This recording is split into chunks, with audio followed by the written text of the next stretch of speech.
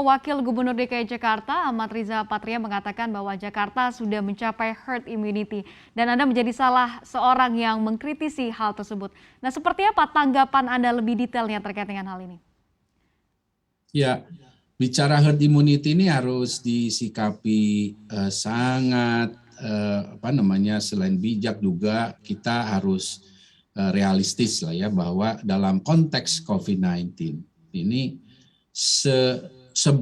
sebelum Delta varian ini muncul, saya termasuk juga yang optimis kita bisa capai ini, maksudnya thresholdnya lah setidaknya itu di akhir tahun ini ataupun awal tahun depan.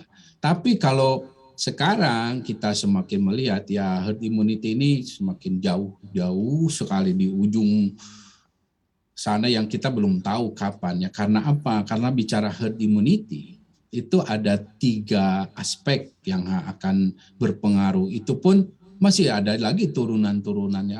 Ada lagi yang masih belum dimasukkan dalam hitungan itu. Tapi yang garis besarnya yang pertama adalah selain bahwa ini akan harus mencapai threshold ya atau ambang batas cakupan vaksinasi yang Jakarta itu belum mencapai.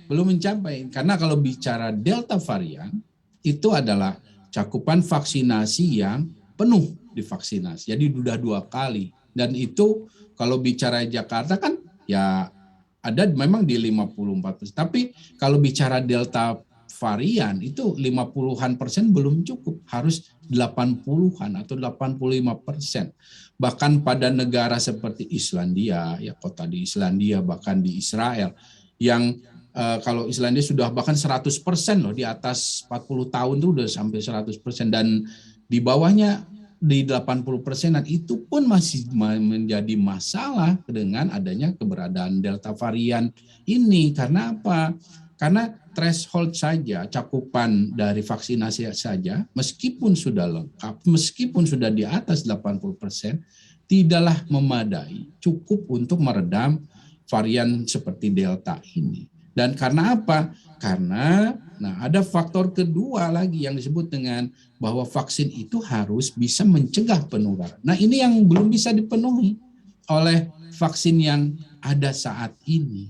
Itu yang menjadi kekurangannya. Padahal kalau bicara herd immunity, ya vaksinnya harus bisa mencegah penularan. Sehingga ketika dia terinfeksi, dia nggak bisa menularkan. Nah, tapi kalau dia ya masih bisa terinfeksi, masih bisa menularkan, ya itu akan memundurkan lagi kapan herd immunity itu tercapai. Nah, yang ketiga adalah angka reproduksi. Nah, angka reproduksi ini dipengaruhi oleh banyak hal, tapi terutama salah satunya adalah dari si virus itu sendiri.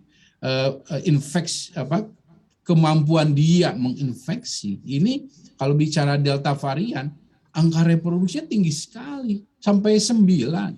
Sehingga kalau bicara target cakupan, ya harus lebih dari 80%, jelas lebih dari 85%, bahkan mungkin 90-an% gitu. Nah, inilah yang membuat kenapa kita harus sangat bijak ya dalam menyampaikan atau terkait statement tentang herd immunity, karena dikhawatirkan masyarakat, semua pihak menjadi abai gitu.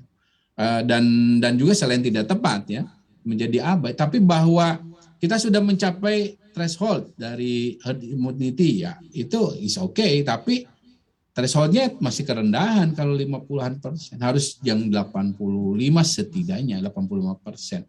Dan selanjutnya kita harus menyampaikan pada publik bahwa dalam mengendalikan pandemi COVID-19 ini, terutama dengan era Delta varian dan kemungkinan ada varian-varian lain yang lebih super ya, masih belum selesai masalahnya. Nah, kita harus kombinasikan strategi ini, yaitu 3T, 5M, dan vaksinasi. Dan untuk informasi lebih lengkap dan berita terkait, klik link yang ada dalam deskripsi. Dan jangan lupa untuk install aplikasi CNBC Indonesia di App Store dan juga Play Store. Jangan lupa subscribe ya.